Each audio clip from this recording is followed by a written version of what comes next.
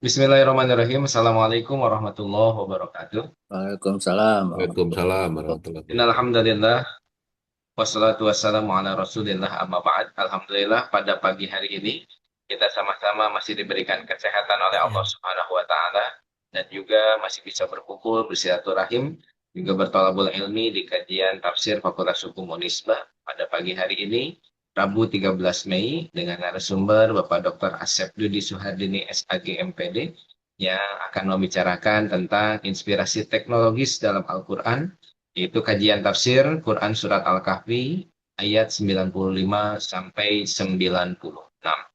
Tidak memperpanjang, mari sama-sama kita mulai kajian tafsir pada pagi hari ini dengan mengucapkan basmalah. Bismillahirrahmanirrahim. Selanjutnya adalah pembacaan ayat suci Al-Quran yang akan dibacakan oleh Kang Herman. Mangga Kang Herman. Aturan pada A'udzu billahi minasyaitonir rajim. Bismillahirrahmanirrahim. قال ما مكني فيه ربي خير فأعينوني بقوة أجعل بينكم وبينهم ردما آتوني زبر الحديد حتى إذا ساوى بين الصدفين قال انفخوا حتى إذا جعله نارا قال آتوني أفرغ عليه قطرا. Aku berlindung kepada Allah dari godaan syaitan yang terkutuk dengan menyebut nama Allah yang Maha Pengasih lagi Maha Penyayang. Dia Zulkarnain berkata, apa yang telah dianugerahkan Tuhan kepadaku lebih baik daripada imbalanmu. Maka bantulah aku dengan kekuatan, agar aku dapat membuatkan dinding penghalang antara kamu dan mereka. Berilah aku potongan-potongan besi, hingga ketika potongan besi itu telah terpasang sama rata dengan kedua puncak gunung itu, dia Zulkarnain berkata, tiuplah api itu. Ketika besi itu sudah menjadi merah seperti api, dia pun berkata, berilah aku tembaga yang mendidih, agar kutuangkan ke atasnya besi panas itu. Sadaqallahul azim. Maha benar Allah dengan segala firman-Nya. Hatur nuhun Pak Adha. Allahul Adzim wa sadaqa rasuluhu nabiyul habibul karim wa nahnu ala dzalika minasyahidin wasyakirin. Hatur nuhun Pak Herman atas bacaan Quran surat Al-Kahfi 95 94. Baik, selanjutnya adalah kajian tafsir tentang teknologis dalam Al-Quran, kajian tafsir Quran surat Al-Kahfi 95 96 oleh yang Al-Mukarram Pak Ustaz Dr. Asep Dudi. Mangga Pak Ustaz. Bismillahirrahmanirrahim. Assalamualaikum warahmatullahi wabarakatuh. Waalaikumsalam Alhamdulillahirabbil warahmatullahi alamin wabarakatuh. wa bihi nasta'inu ala umuri dunya waddin wassalatu wassalamu ala asrafil anbiya'i wal mursalin wa ala alihi wa sahbihi ajmain. Asyhadu an la ilaha illallahul malikul haqqul mubin wa asyhadu anna Muhammadan abduhu wa rasuluhu shadiqul wa'dul amin. Puji, puja, dan syukur senantiasa disampaikan kita sampaikan kehadirat Allah Azza wa Jalla yang selalu memberikan karunia-Nya kepada kita, baik itu yang kita harapkan maupun yang tidak kita harapkan, karena keduanya adalah ujian hidup yang membuat kita dewasa sebagai hamba Allah Subhanahu wa Ta'ala. Salawat salam tercurahkan kepada junjungan kita Nabi Agung Rasulullah Sallallahu Alaihi Wasallam yang telah memberikan keteladanan jalan hidup serta tujuan yang membuat kita menjadi jelas dalam kehidupan ini mau apa, hendak kemana, demi siapa. Eh, Bapak Ibu sekalian yang terhormat, yang diberkahi Allah Subhanahu wa Ta'ala, mohon izin saya untuk menyampaikan hasil ngaji begitu ya. Di sini banyak eh, senior, para guru, para sepuh dan para ahli. Saya kira apa yang saya sampaikan hasil ngaji ini sebagai pemantik saja, bukan dari ahlinya, begitu ya. Baik, kisah Zulkarnain itu diawali pada ayat 82 sebenarnya ya. Ketika ada yang bertanya kepada Rasulullah SAW tentang siapa itu Zulkarnain. Eh, di sana diungkapkan yas'alunaka an Dzulqarnain gitu. Maka Allah menyuruh kepada Rasulullah SAW, katakan akan aku bacakan kisah sebagian dari kisah Zulkarnain tersebut gitu ya. Sa'atu alaikum minhu ya zikra. Jadi aku akan bacakan sebagian dari kisah Zulkarnain itu kepada kalian. Jadi Zulkarnain itu kelihatannya memang bukan tokoh yang ada pada masa Nabi atau dekat Nabi. Dan Rasulullah Shallallahu Alaihi Wasallam tidak punya pengetahuan tentang Zulkarnain itu selain apa yang diwahyukan oleh Allah Subhanahu Wa Taala.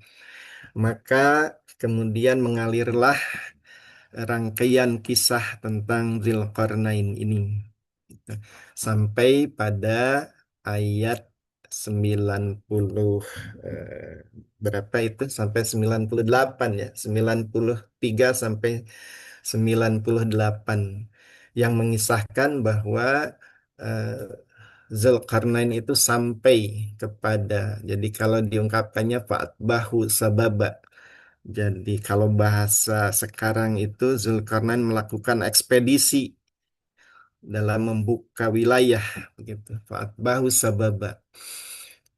Di sana diungkapkan hatta idza balago baina sadain wajada min dunihima qauman la yakaduna yafqahuna qaula. Jadi ketika Zulkarnain ini sampai pada satu wilayah di antara dua gunung yang menghalangi, ya, dia mendapatkan di hadapan kedua gunung itu, di antara dua gunung itu suatu kaum yang hampir tidak mengerti pembicaraan.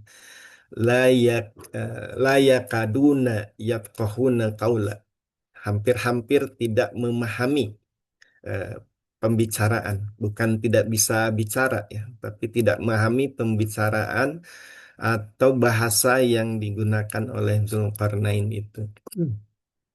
Jadi kita bisa bisa mengasumsikan bahwa bangsa ini memang jauh dari bangsa yang jauh dari pusat kota di mana Zulkarnain itu berasal.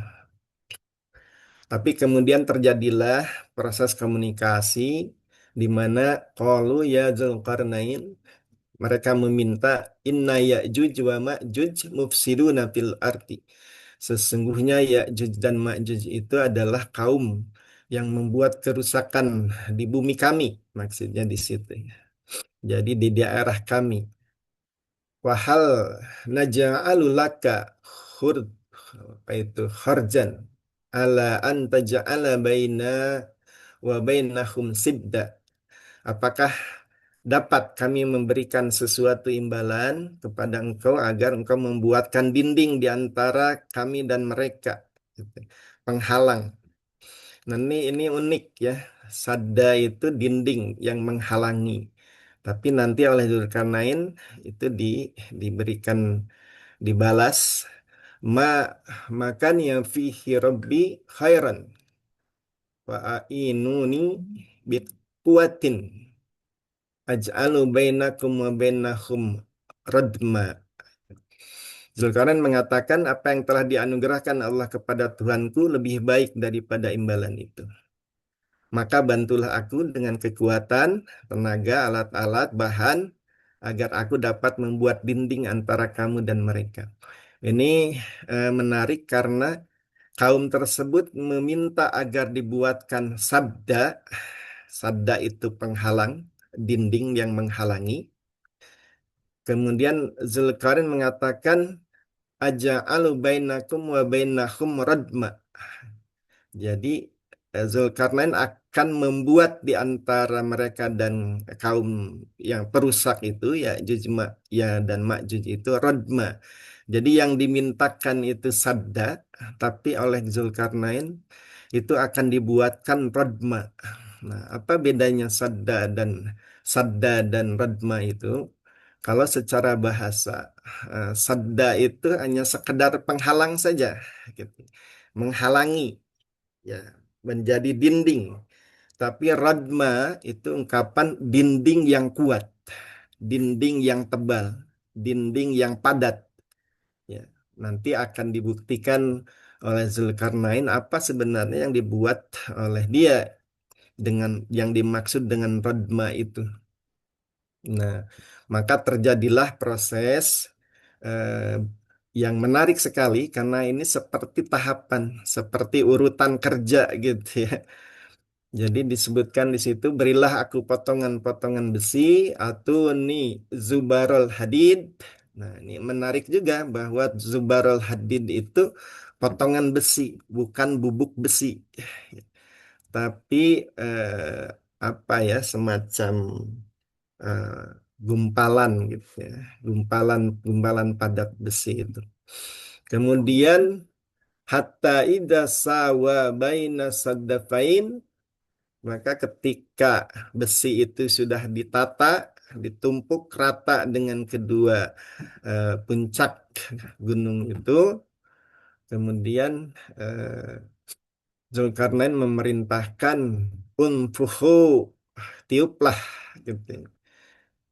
Hatta idza ja'alahu naran qala atuni ufrigu alaihi qitra.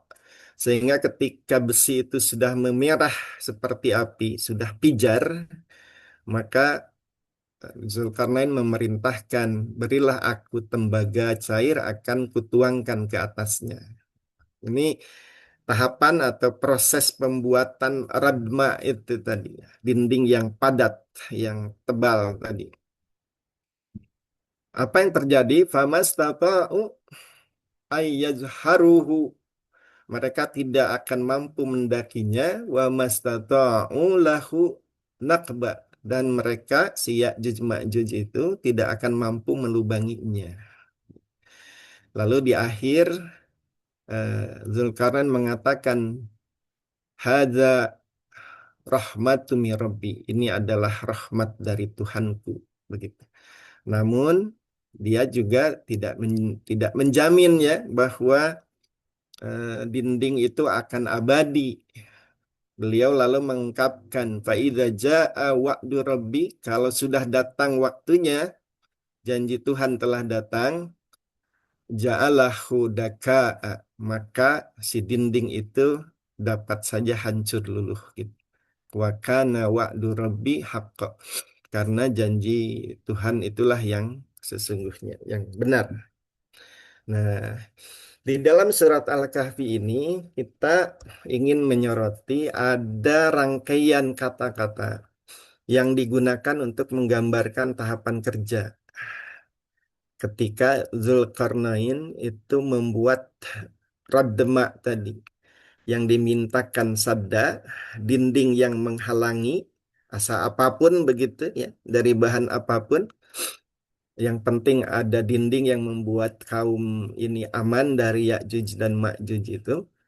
Tapi oleh Zulkarnain lalu diberikan produk yang jauh lebih bagus, lebih baik, lebih berkualitas, yaitu Rodma itu.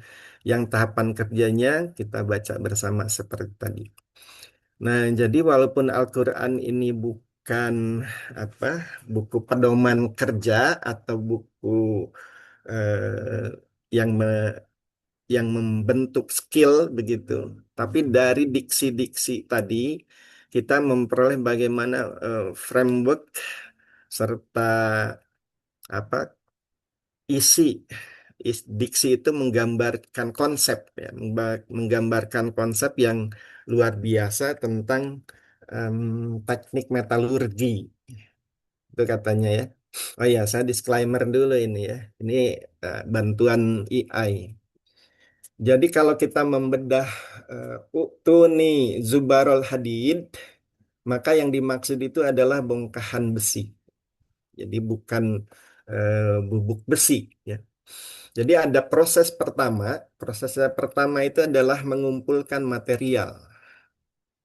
Tahap pertama ini. Jadi ada pengadaan bahan baku ya. Mungkin di sana terjadi proses mencari, memperoleh besi-besi itu dari sumbernya. Apakah ada tambang, ada apakah apa itu bongkahan besi itu diperoleh secara alamiah atau daur ulang. Itu Al-Quran tentu tidak menjelaskan detail itu begitu. Tapi ada proses di mana Zulkarnain itu meminta agar bongkahan-bongkahan besi itu dikumpulkan yang dimiliki oleh apa itu si kaum tadi. Yang kedua itu adalah tahap di mana balok-balok atau bongkahan besi itu dikumpulkan, dicari, kemudian diadakan, lalu dikumpulkan gitu untuk diproses selanjutnya.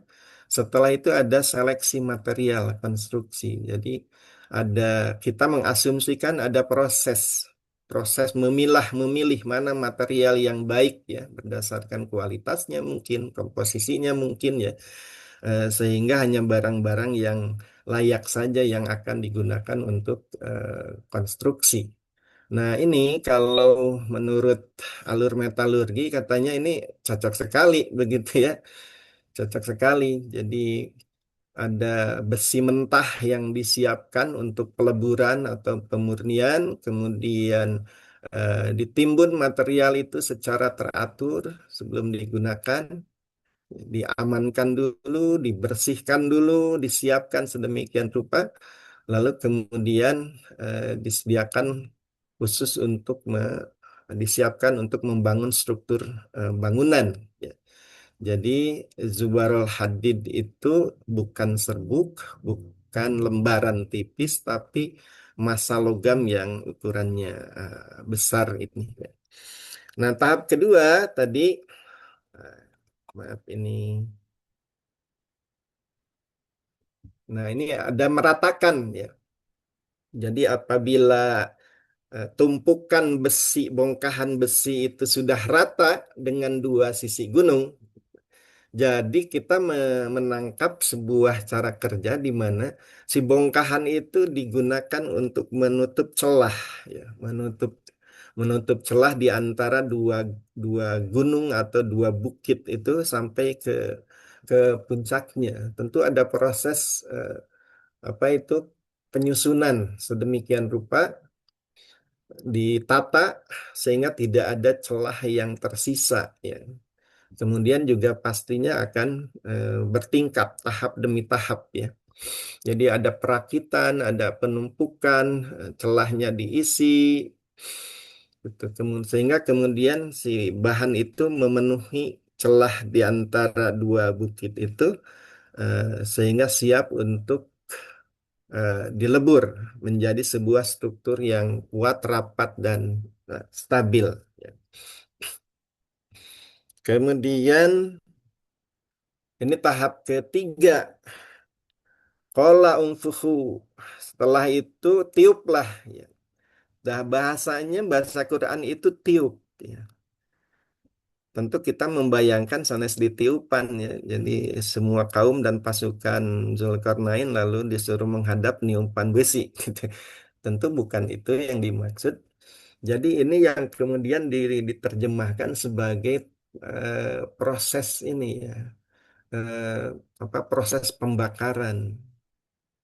Jadi meningkatkan tiup itu adalah meningkatkan oksigen. Yang paling mendekati gambaran itu seperti pandai besi ya. Kalau ibu bapak pernah melihat pandai besi, bagaimana membuat pacul, parang, arit begitu, golok di pandai besi.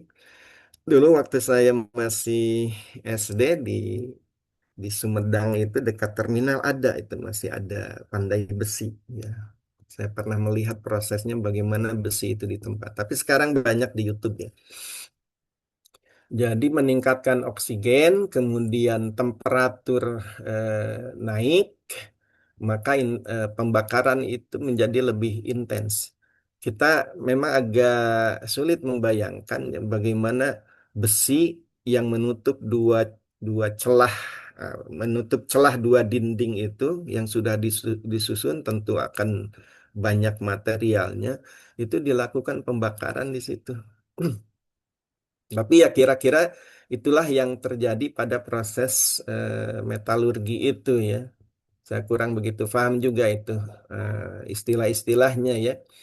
Ada blast furnace, kemudian macam-macam itu. Oke. Tapi prinsip ilmiahnya adalah bahwa api biasa tidak cukup untuk melelehkan logam. Jadi, Qolaung Fuku itu adalah proses intervensi supaya oksigen dengan intensitas yang besar, yang kuat itu eh, ditiupkan mengarah kepada pembakaran ini. Nah, ini yang katanya disebut proses smelting, peleburan, kemudian forging, penempaan, serta furnace engineering, rekayasanya rekayasa tungku. Jadi ada proses pembakaran yang sangat intens terhadap bahan tadi, bongkahan-bongkahan besi itu, sehingga besi itu eh, mengalami peningkatan suhu yang luar biasa. Gitu. Nah, ketika itu terjadi, hatta idza ja'alahu nara, maka ketika sampai api itu membuat besi-besi menjadi pijar seperti menyala api. Nah, jadi proses unfukhuk itu meniupkan oksigen itu, memberikan intervensi oksigen dalam intensitas yang luar biasa itu, tujuannya adalah supaya api bisa membakar besi sehingga besi itu menjadi pijar. Ya. Ini yang kemudian kata metalurgi itu besi menjadi lebih lunak, lebih menyatu, kemudian siap untuk dilapisi. Ya, bahasa metalurginya tadi itu hot working, heat treatment, kemudian thermal processing. Jadi ada proses pemijaran besi. Ya. Besi dingin dipanasi, kemudian besinya menjadi pijar, memerah, siap untuk diolah dan siap untuk dilapisi. Gitu.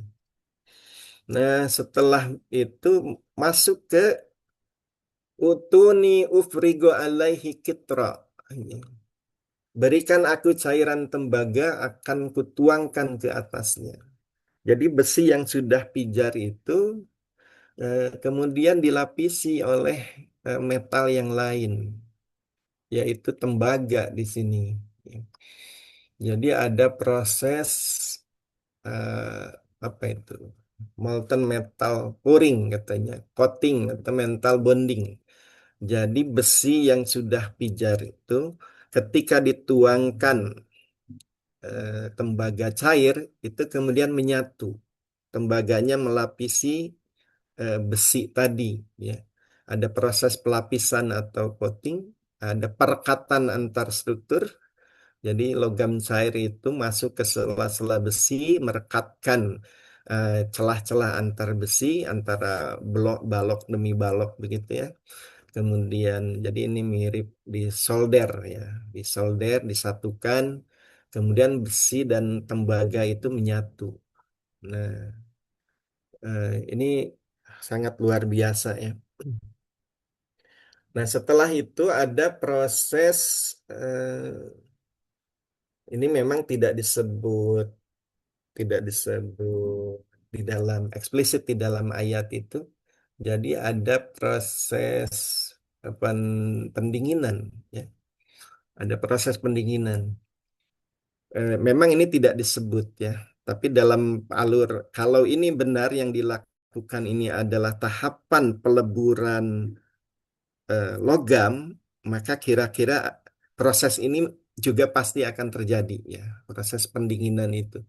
Jadi pendinginannya bisa melalui udara, bisa pendinginan oleh air. Ya, kalau di Pandai tadi itu setelah besi pijar kan ditempa itu, ditempa, dibentuk, kemudian sesekali dimasukkan ke cairan, kemudian dimasukkan lagi ke tungku, dipanaskan lagi, ditempa lagi, terus begitu yang tadinya per itu bisa jadi pisau, bisa jadi golok begitu ya.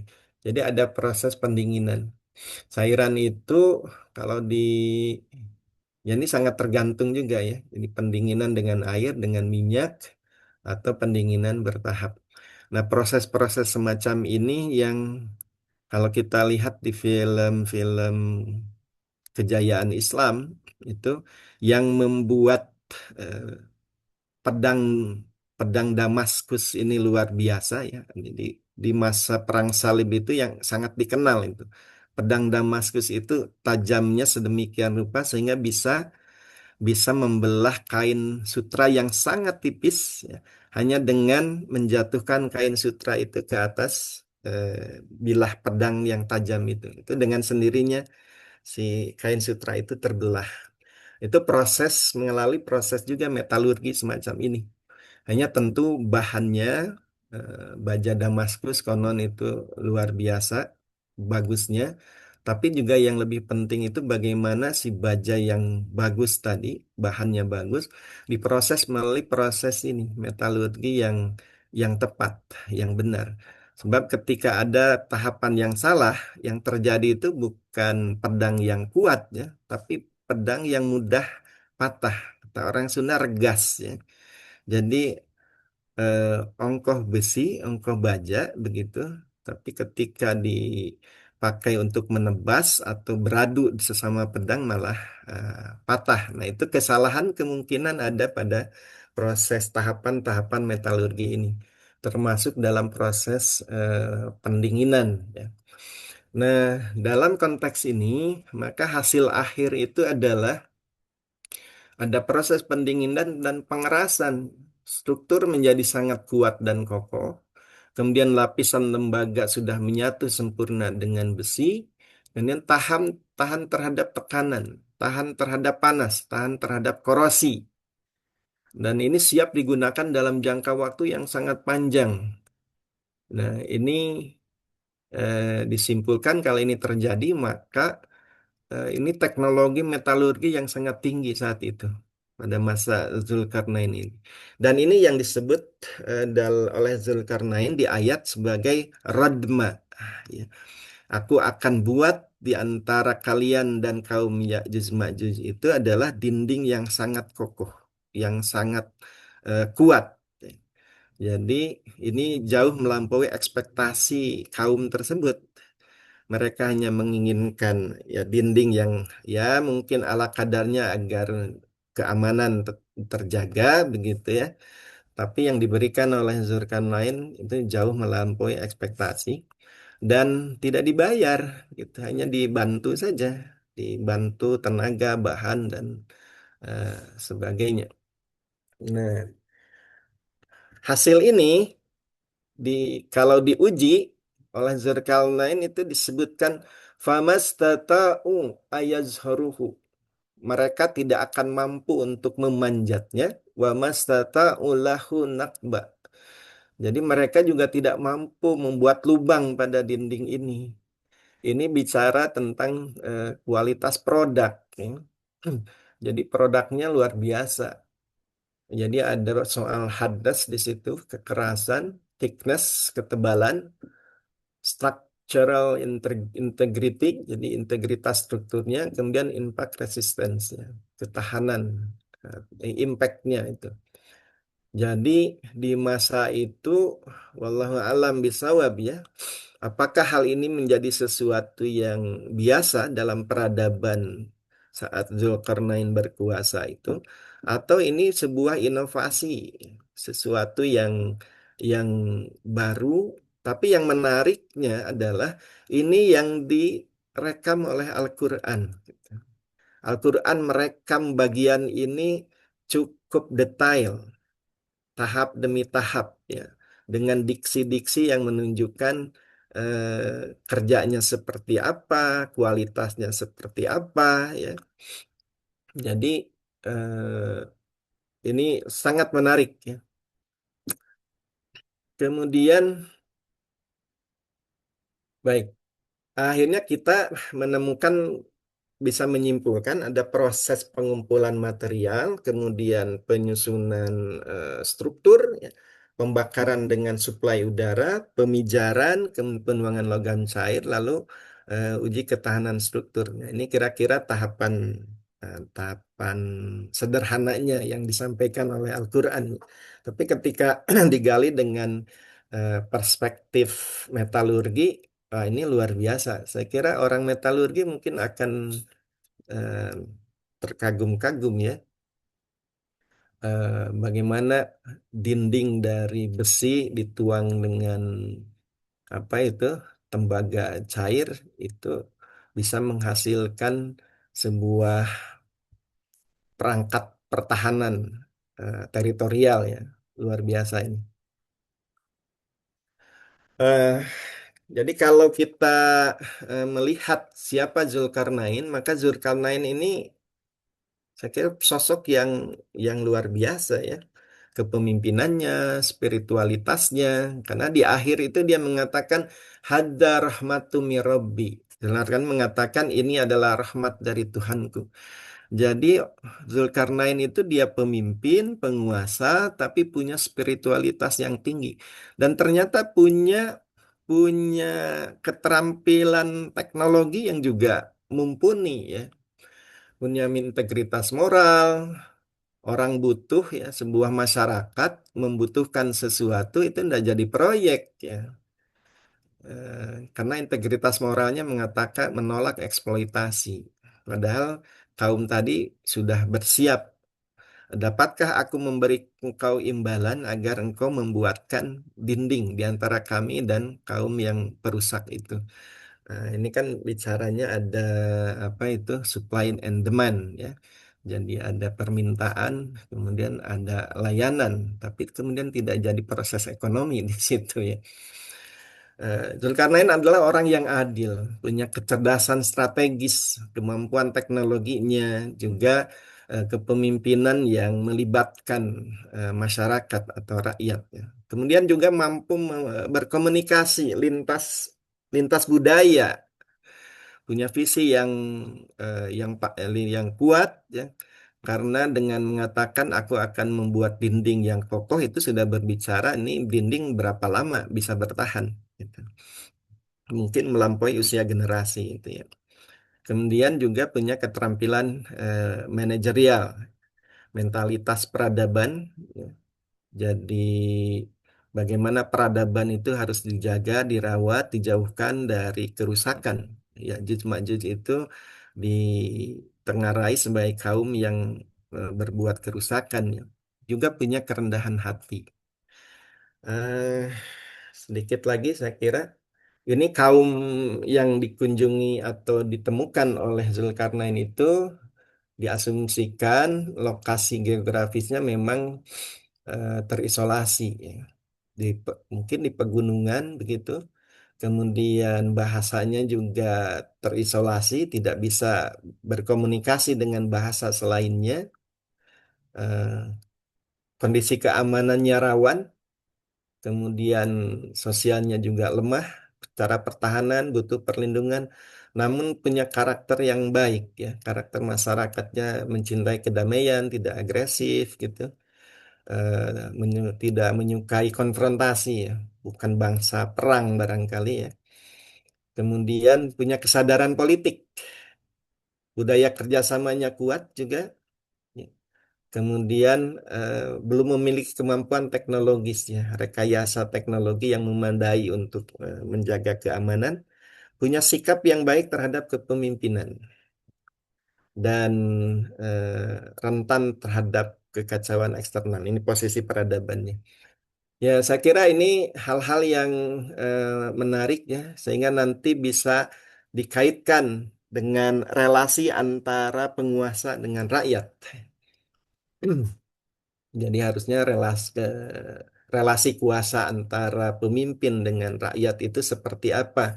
Jadi ayat 93 sampai 98 ini bukan hanya menyajikan nilai-nilai teknologis yang direkam oleh Al-Quran dan diberikan tempat ya diberikan panggung oleh Al-Quran sehingga nanti statusnya itu seperti apa dalam apa itu lanskap ideologis Quran ya atau worldview pandangan dunia Quran tentang peradaban, tentang ilmu, tentang manusia, tentang kekuasaan ya dan sebagainya. Tapi juga bicara juga tentang ini eh, relasi kuasa, kehidupan sosial dan macam-macamnya. Saya kira itu saja yang bisa saya sampaikan sebagai pemantik. Saya yakin nanti akan muncul perspektif-perspektif yang lebih bermakna dari ibu bapak sekalian. Mangga, Kang Ahmed. Iya, hatur nuhun Pak Ustadz atas insight-nya ini juga pembelajaran mandiri sehingga ini ada insight bagi kita terkait dengan kajian tafsir surat Al-Kahfi ayat 93 sampai 98 Pak Ustadz tambahkan ya. Juga ada Zulkarnain, ada inspirasi teknologinya, kemudian kita lihat juga aspek-aspek kaumnya. Alhamdulillah, semoga menjadi insight bagi kita semua. Mangga Bapak Ibu dibuka diskusi. Apakah ada yang mau didiskusikan, ditanyakan? Iya. Ya. PPT-nya saya kirim ke Pak Hashim aja ya. Nah, ya boleh. Boleh ke saya Pak, nanti biar saya kirim lagi. Oh, betul. Mangga Bapak Ibu, Alhamdulillah sudah hadir pula di Zoom ini ada Prof. Epi, ada Edi, Ya. Padekan sok ada babakaran Pak Ahmed. ya, Seneng babakaran ketinggalan.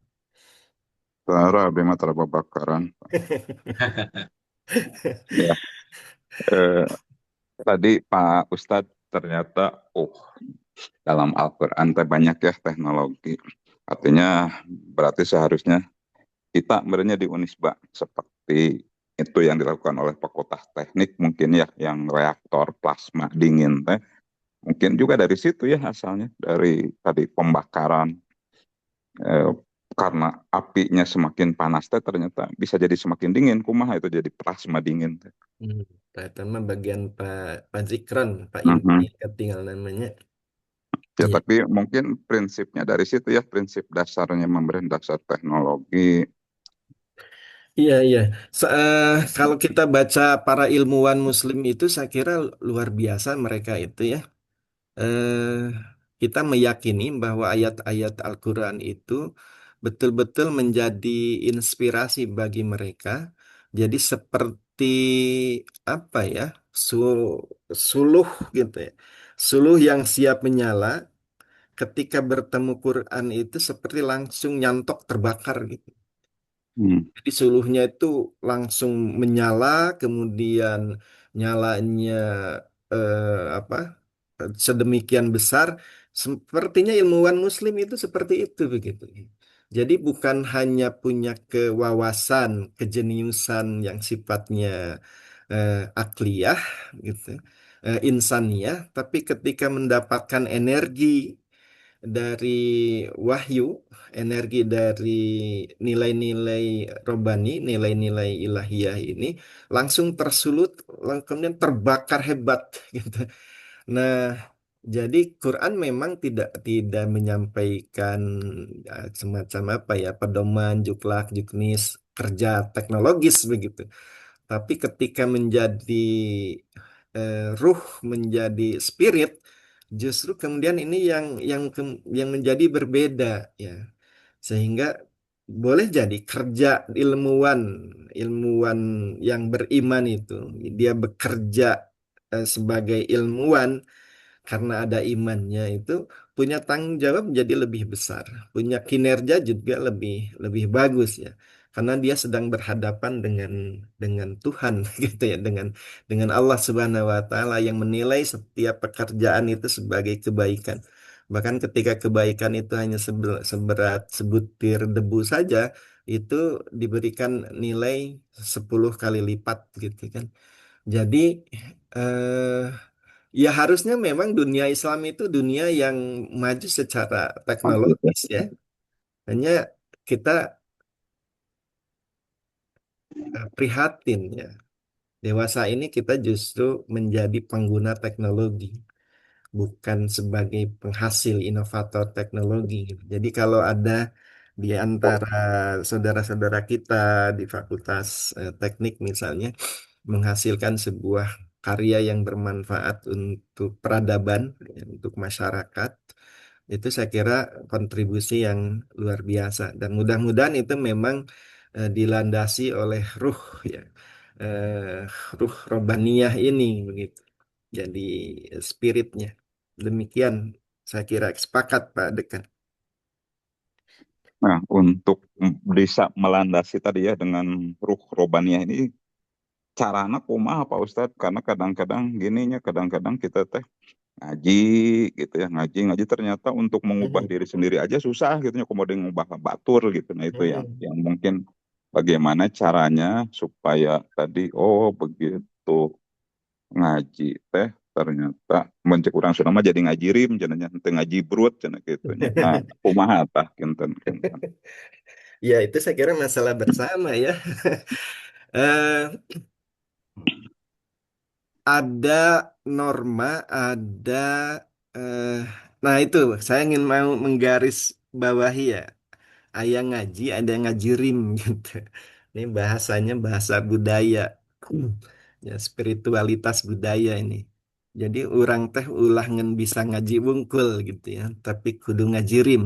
Artinya kita tidak cukup hanya eh, pandai berbicara secara normatif, tapi juga harus sampai kepada level implementatifnya gitu. Jadi kalau ngaji itu hanya ngerti, barangkali sampai pada mengerti, paham, tapi kalau ngaji rim itu sampai kepada level ngajadi. Jadi tina ngerti nepi ka ngajadi ini butuh proses. Nah, ini proses inilah proses akliyah ya. Proses kudu motekar mikirnya begitu ya. Makanya ada critical thinking, ada creative thinking, ada contextual thinking, ada problem solving mungkin ya, ada inquiry learning gitu. Eh, jadi proses-proses pembelajaran manusiawi ini yang sepertinya itu kita sedang melemah ya. Riset itu kan dia mungkin diawali dari proses menemukan masalah. Jadi proses inquiry learning, menggali, menelusuri, melacak ini masalah ini apa sih urutan penyebabnya, mana yang jadi akarnya begitu. Lalu solusinya mau di mana? Apakah mau di gejala, apa mau sampai di akarnya? Nah, ada proses kritis di situ, critical thinkingnya. Tapi nanti juga tidak boleh lepas dari konteks ruang dan waktu, konteks manusianya, konteks alam pikirannya begitu. Maka bicara kontekstual learningnya. Sehingga nanti problem solvingnya itu bisa terformulasi demikian rupa. Nah, sepertinya proses-proses berpikir seperti ini yang belum belum membudaya ya, belum menjadi budaya kolektif gitu. Kita baru bicara normatif saja sampai sampai ngerti oh gitu oh iya oh benernya oh subhanallah subhanallah tabarakallah masya Allah tabarakallah begitu sampai situ tapi tidak ditindaklanjuti pada proses ngajirimkeun nilai menjadikan ya mengadakan jadi eh, itu kan butuh prosesnya jadi proses-proses ini yang kelihatannya memang perlu ditingkatkan ya sehingga kita menjadi kalau budaya kritis, budaya kreatif, budaya inovatif, budaya belajarnya tuntas, terstruktur, aplikatif, implementatif itu sudah menjadi budaya kolektif. Saya kira itu awal dari modal kebangkitan ya. Mestinya di dalam Quran kan ada ada satu ayat yang mengisyaratkan itu bahwa Allah akan mewariskan bumi itu kepada orang-orang yang tertindas. Nah, kelihatannya kondisi ketertindasan ini, kondisi apa serba terbatas, itu yang lalu melahirkan kreativitas ya. Ya, bagaimana misalnya saudara kita di Gaza itu ya, yang ada Hamasnya di situ, Harokah Mukawamah Islamiyah itu. Eh, mampu bertahan selama puluhan tahun, 70 sampai 80 tahun dalam penindasan. Mereka membuat apa itu komunitas di bawah tanah, underground gitu ya, dengan saluran yang macam-macam itu, bahkan konon yang terpanjang itu sampai ke perbatasan ya, perbatasan Mesir. Kemudian Iran yang kita lihat belakangan ini oleh Amerika, oleh Israel diduga kekuatan pertahanannya biasa-biasa saja. Namun di blokade sudah sekian 50 tahun ya kalau tidak salah, sejak tahun Hmm. 79. Tapi ketika keluar taringnya, Israel tidak mampu, Amerika tidak mampu menahan itu. Bagaimana ribuan drone bisa diproduksi dalam 1 minggu ya. Balistiknya sudah sampai di sekian ribu kilometer gitu. Sementara alutsista kita yang rudal dari apa? Dari Sip. kapal di laut itu mungkin hanya mencapai 40-60 kilometer saja. Ini sudah berlipat kali itu. Ya.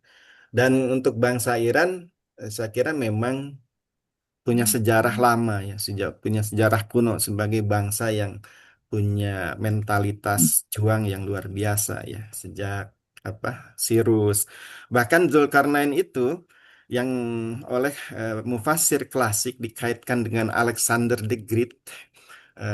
Ternyata itu oleh apa cendekia atau ulama-ulama kekinian itu dikoreksi ya, karena Alexander the Great itu penyembah dewa-dewa Yunani. Sementara Quran menyebutnya Zulkarnain itu adalah orang yang beriman kepada Allah. Eh, ada sosok yang dekat dengan monoteistik ini, yaitu Cyrus ya, Cyrus the Great itu dari Persia itu. Media jadi kerajaan Persia kuno, bangsa pejuang, dan kekuasaannya dari timur ke barat ya, timur barat, sama dengan Alexander Zulkarnain, hanya beda kurun saja. Demikian Pak Dekan. Nah, nah, nah. Oh, alhamdulillah. Iya, Pak Ustadz, terkait penuh jawabannya. Terkait dengan pembuatan tembok ini juga ya, kalau sebagai orang awam, ada bikinnya dari apa, bata, terus di semen gitu ya, bikin dari Mhm. beton ya gitu. Tengok hebel kita sekarang. Kenapa yang dipilih adalah besi gitu ya, Mhm. dan bukan apa namanya, bukan bahan bangunan yang ada pada masa itu. Maju artinya kan itu. Cuman Pak Rusli, Sudah maju berarti kan gitu ya. iya, Hmm. eh Ya, sudah mewujudkan apa yang disampaikan Pak Asep. ini ada proses alih teknologi ya, Iya. atau sebenarnya jadi ini kan kaum yang didapati itu kaum yang pinggiran, jauh ada di pelosok ya, Mm-mm. jauh dari pusat peradaban, katakanlah begitu. Tiba-tiba ada orang dari peradaban maju datang ke sana. Dan Ternyata ada masalah besar yang apa selama ini menghantui keamanan mereka itu. Nah, kemudian mereka mencoba membuka diri. Ini siapa tahu nih orang yang baru datang, bangsa pendatang ini punya teknologi yang bisa menyelesaikan masalah kita. Ya, nggak apa-apa, kita bayar saja begitu. Rupanya yang digunakan itu adalah teknologi dari pusat peradaban. Datang ke sana, eh, masyarakat di situ tentu saja kita kalau melihat gelagatnya dari kisah itu tidak mungkin punya apa punya bahan mentahnya tapi tidak tahu bagaimana mengolahnya begitu ya. Sementara pusat peradaban itu punya punya rekayasa ya, bukan punya dia tidak rekayasa punya bahan gitu ya. eh, bahan ada tapi punya konsep, punya punya apa itu tekniknya begitu ya. Jadi bertemulah antara sumber daya yang belum punya ilmunya dengan ilmu yang kurang, dengan ilmu yang Sumber mungkin daya, sumber daya kurang sumber daya. begitu ya. Nah, itulah yang saya kira eh, ini juga jadi hikmah buat kita ya. Jangan sampai kita itu merasa jadi bangsa yang besar, bangsa yang gagah, ya, bangsa maung begitu. Maung Jadi itu manusia unggul katanya Pak Rusli ya. Sebenarnya mau Bandung. Manusia unggul katanya Maung itu, taring kucingnya. ternyata tidak Taringnya taring gitu kucing. ya. Maung baru sampai ke merek mobil saja barangkali. Nah, keterbukaan sebuah bangsa untuk melihat bahwa ada bangsa-bangsa yang lebih maju dalam teknologi apa itu komunikasi kah ya, teknologi pertahanan kah, termasuk teknologi pengadaan gizi barangkali ya Pak Rusli itu. Kita perlu belajar saya kira. Katanya soal gizi ya Muhammadiyah sudah itu benar nggak gitu ya? Itu. Kalau sudah betul, kenapa Indonesia MBG-nya tidak meniru Muhammadiyah gitu? Nah, aduh kata Pak Rusli. Ya Kenapa Pak, tuh ini mah Indonesia? aspek teknologis Pak dalam Al-Quran sanes MBG Pak. Nah, bukan itu juga teknologi dari yang dilakukan oleh Ya, Muhammadiyah itu teknologi gitu dalam konteks memberi pelayanan publik pada itu gitu ya. Oke lah, siap-siap nuhun Pak Ustad. Tenun Pak Ustadz, ya memang jadi hikmah Siap, bagi siap. kita bahwasanya ketika ini tadi betul ada yang punya sumber daya tapi tidak punya teknologi, ada yang punya teknologi tapi tidak punya sumber daya, Terbatas, ada maksudnya yang punya terbatas ya. konsep dan sebagainya tapi ya tidak punya apa untuk yang diaplikasikan. Menjadi hikmah bagi kita seluruhnya bahwasanya ya ulah jago kandang bukan teh ya. Jadi Hmm. harus betul-betul bisa fasiru fil ardi untuk istilahnya Tabung jalan Qadiriyah di ya. atas muka bumi ini agar banyak hikmah yang bisa didapat baik untuk kita dan orang lain. Siapa tahu ketika kita amin. jalan orang lain dapat manfaat dari kita atau bahkan Iya, kita Amin. yang dapat manfaat banyak dari orang-orang yang ada di tempat.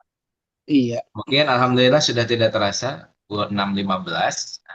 Sudah waktunya untuk kita akhiri. Oh, Kami selaku pengurus kajian tafsir menghaturkan nuhun kepada Ustaz Asep atas Alhamdulillah. insight-nya pada pagi hari ini. Jazakumullah ahsanal jaza dan juga kepada para hadirin yang setia sampai akhir. Semoga Bapak Ibu seluruhnya diberikan kesehatan, kerafiatan. Amin. Amin. Amin. Amin. Ya Rabbal Amin. Alamin. Ya Rabbal Dan hari Alamin. ini ada ujian skripsi bagi beberapa mahasiswa S1. Kita doakan juga diberikan kelancaran dan ilmu yang bermanfaat. Amin. Sivitas Amin. akademika Insya Allah. seluruhnya, yang sakit semoga disembuhkan, yang sedang hajat Amin. semoga dikabulkan. Nah, Amin. dan Amin. juga yang hendak berlibur mulai besok, semoga liburnya diberikan perjalanan yang selamat dan lancar. Amin. Amin. Dan Nah, Dan dulu keberkahan. mari sama-sama kita tutup dengan bacaan hamdalah. Alhamdulillah. Alhamdulillahirrahmanirrahim. Amin. Subhanakallahumma wa Alamin. bihamdika Turnuhun, asyhadu an la sadayana. ilaha illa anta Eh, astaghfiruka wa atubu ilaik. Alhamdulillah, hatur Wassalamualaikum nuhun Pak Tuh. Ustadz. salam. Amin. Kiraan Oh. pas